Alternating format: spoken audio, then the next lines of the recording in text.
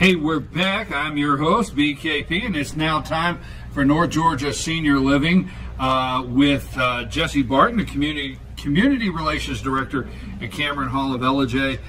Jesse, how are you today? I'm well. How are you this morning? Good. Before we get started into our topic this morning, I want to thank you because we're talking about things. This is a new segment. We've done 5 or 6, and every week we try to find some things that we feel are a benefit to seniors and North Georgia Senior Living.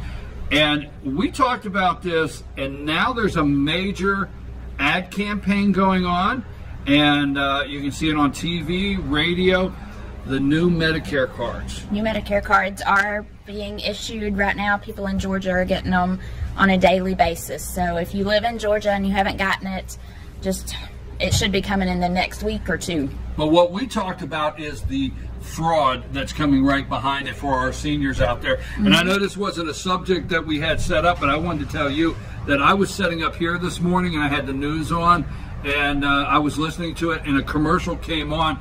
Medicare does not call you. Right. They do not call you, so they give you a list. I didn't bring it with me, but please, folks, be careful with your new Medicare card number. They will not call you and say they need to update your number.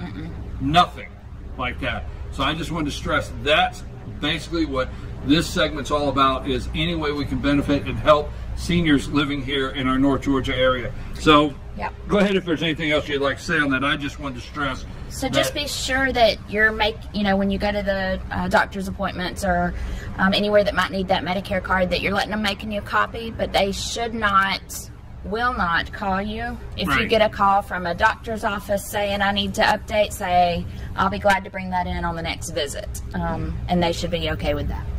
Okay, now one thing in this segment, Jesse here at Cameron Hall, they are very aware of what will pay or what benefits will help pay seniors that want to go into assisted living.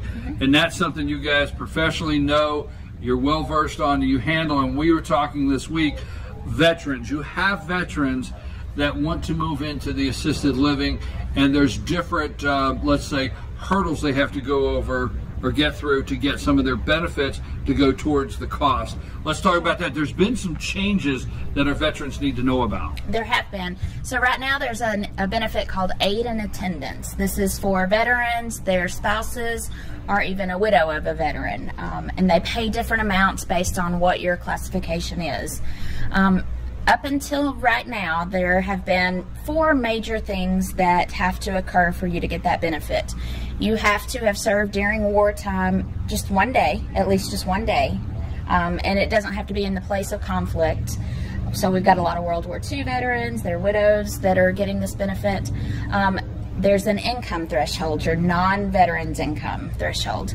There's also a liquid asset, meaning your cash, your CDs, your IRAs. The home doesn't count, the cars don't count.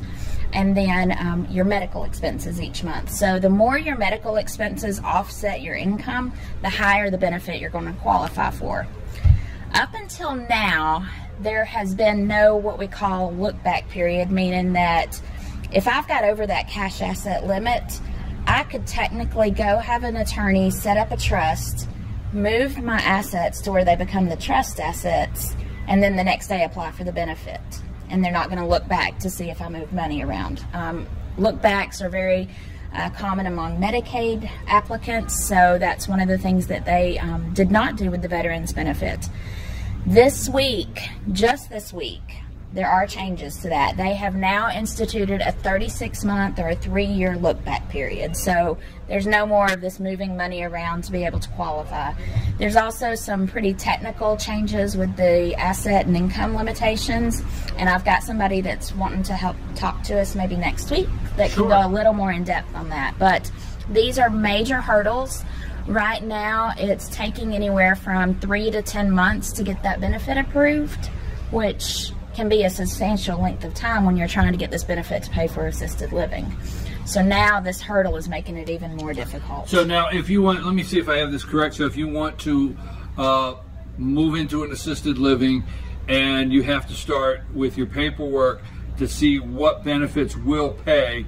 There's what's called a look-back period, okay? A look-back period in general to see if you've adjusted any assets to make it to where you can afford to be there to take advantage of a benefit that maybe you should not be, okay? Maybe, okay? Yeah. So I want to get that up to this point. So before now, veterans did not have a look back into their veterans benefits to assist them. Am I correct? Right. They didn't have. They didn't look what's back. Called a look back to see if they moved any of their assets. Veterans. Right. Now they've applied that. Veterans have the. I think it's up here. It's called the. And this is called the VA is making big changes to what's called aid and attendance benefits. There will be a 36-month look-back period that penalizes a veteran. Okay, net worth will now include all assets plus annual gross income. So that is a big change. Then that happened on September 18th. Right, and these changes will take effect 1 month from that. So October 18th, look for these changes to go into place. So if you are in the midst of applying for this benefit, or you want to find out more information about this benefit before they change, you know, feel free to give us a call here at FYN TV, and we can help get that information. Well, let me just say this also, because you made reference to World War II, and I understand that, but we're at a time where the Korean War veterans, and we're getting into the generation where Vietnam veterans. Absolutely. So this is very this is something that affects a lot of our veterans. Absolutely. A lot of our veterans that are looking to go into assisted living care. Now, Jesse Barton is the Community Relations Director at Cameron Hall of Ellijay. I want to repeat that. Cameron Hall of Ellijay. Jesse and her staff there, they work and they know all the details of this. This is what they do every single day. So if you have any questions concerning assisted living and using your VA benefits, they can get the help for you. They can go over it with you. You can get in touch with us at info at fetchernews.com, and you can ask us questions, or you can just look up Cameron Hall, their website, and give us a direct number or how they can contact you to discuss this further. So it's CameronHallOfEllijay.com, or you can give me a call at 706-515-4100. Cameron Hall of Ellijay, Jesse Barton, Community Relations Director.